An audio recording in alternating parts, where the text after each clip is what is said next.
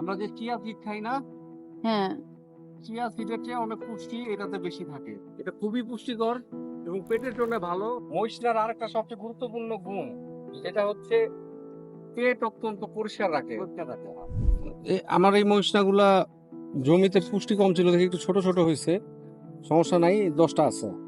আশা করি একটা সময়ে আমরা খুব ভালো একটা জৈব পদ্ধতি নিজেরাই বের করে ফেলতে পারবো, যেভাবে চাষ করলে কৃষক নিজে বিষমুক্ত খাবার পাবে এবং বাজারেও বিক্রি করতে পারবে।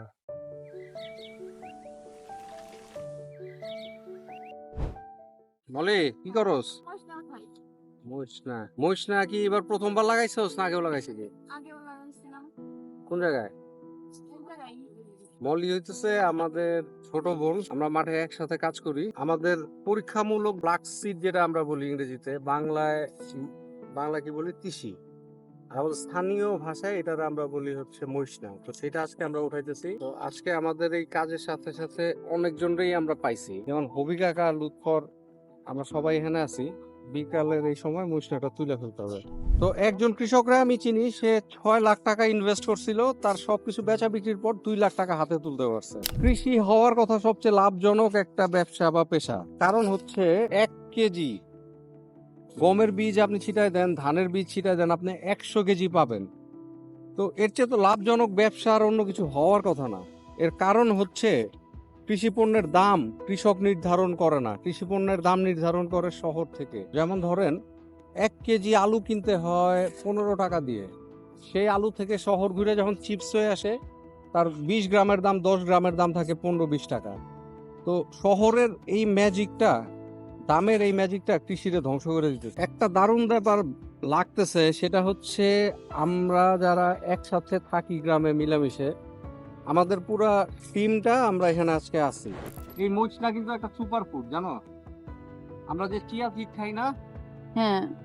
চিয়া সিডের চেয়ে অনেক পুষ্টি এটাতে বেশি থাকে। এটা খুবই পুষ্টিকর এবং পেটের জন্য ভালো। মরিচটার আরেকটা সবচেয়ে গুরুত্বপূর্ণ গুণ যেটা হচ্ছে পেট অত্যন্ত পরিষ্কার রাখে।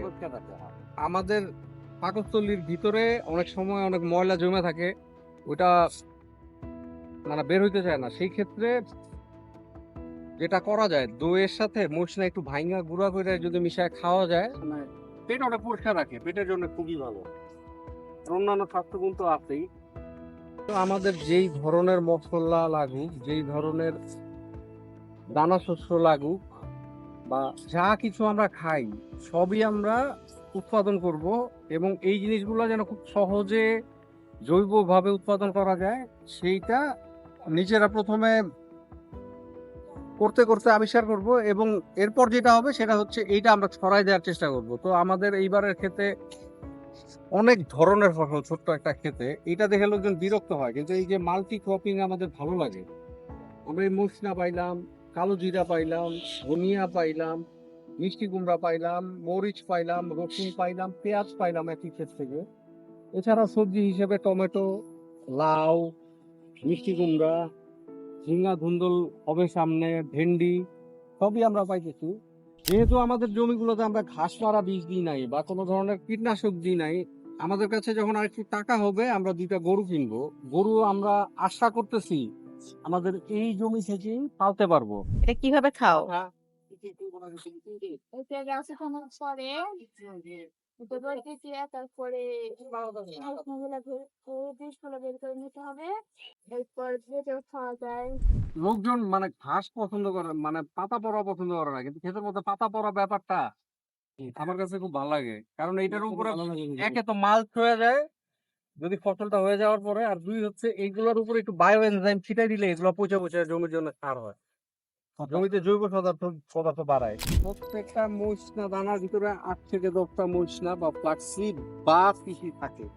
তো আমরা একটু গুনি যে কয়টা আছে। আমার এই মরিচনা গুলা জমিতে পুষ্টি কম ছিল দেখে একটু ছোট ছোট হয়েছে, সমস্যা নাই, 10টা আছে। 10টা 8টা 10টা থাকে প্রত্যেকটা ফলে। গাছে 15টা 20টা 30টা গাছ, একটা হইলে 300টা পাইতেছি একটা। আমরা তো মানে আমাদের কাজটা যথেষ্ট গবেষণামূলক, তো মানে ফলাফল যাই হোক, মানে অপটিমাল ফলাফল বা সর্বোচ্চ ফলাফলের দিকে পৌঁছানোর জার্নিটার আমরা একটা জায়গায় আছি। আমরা চেষ্টা করতেছি প্রত্যেকটা জৈব সার, জৈব বালাইনাশক কিভাবে কাজ করে এগুলো টেস্ট করতেছি। আশা করি একটা সময়ে আমরা খুব ভালো একটা জৈব পদ্ধতি নিজেরাই বের করে ফেলতে পারবো, যেভাবে চাষ করলে কৃষক নিজে বিষমুক্ত খাবার পাবে এবং বাজারেও বিক্রি করতে পারবে। তো আজকে আমাদের মহিষনা তোলা সমাপ্তি। মহিষনাটা আমাদের মুগ্ধ করছে, আগামীবার আমরা একটু বেশি জমি নিয়ে মহিষনাটা লাগাবো।